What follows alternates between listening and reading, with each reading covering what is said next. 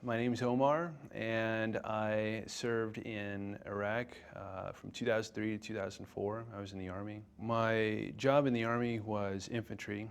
I started off as a machine gunner, dismount in a mounted mechanized unit. This one particular day, I think we took like 22 casualties.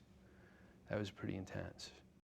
When I first got off the C-5 in Germany, when I first got out of Iraq and that door opened, I never thought I could smell clean air, but you can smell clean air, and that was pretty amazing. The honeymoon didn't last too long, though. I mean, I was dropping if my girlfriend at the time had dropped some pan or something in the kitchen, I would kind of dive behind something. I still lived on a military post, so sometimes the artillery guys would be firing their rounds, and that sounds a lot like, mortar rounds. I did not like being there immediately coming back.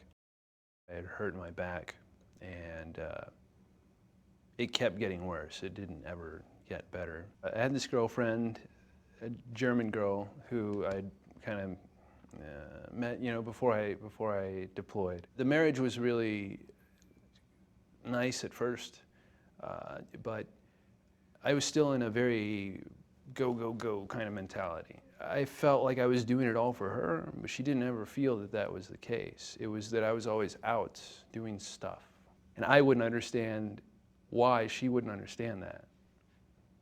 And so there was always a disconnect there. I decided to get out of school and go back into the military. It was easier, it was more structured. If my wife needed support, she would be able to have it. There'd be other military wives there. I mean, it seemed like the perfect situation. So I went back in. Alaska was my next duty station. She took our son to Germany, and it kind of basically told me, look, I can't do this anymore, not right now, I need to take a break, and we'll work things out. That's what she said, and she never came back. I reached out to the VA. I was like, you know what? I just had this back surgery. I'm walking around with a cane right now. It's pretty difficult for me to find work. What can I do?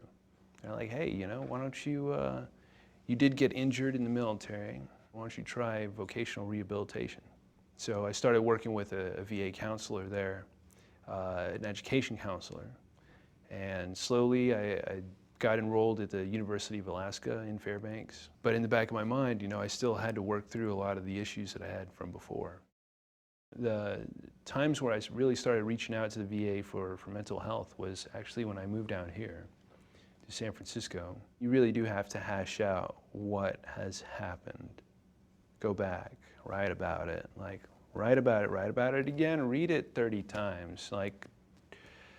Yeah, it's not fun, it's not. But it has helped me not react to those stimuli, those memories, the way that I used to. Probably the biggest symptom that I've noticed a change in would be my temperament. Before, I had no patience whatsoever, no patience whatsoever. If it's supposed to happen, it's supposed to happen now. And I think that's an Army mentality. Slowing down, not having as many anger issues, not letting things get to me. I have a lot of forward momentum, a lot of purpose and meaning. I always thought I could deal with whatever it was on my own. Just go do your mission. Go, go, go. You're never alone. And it helps so much when you can hear that from other people that have been in your shoes.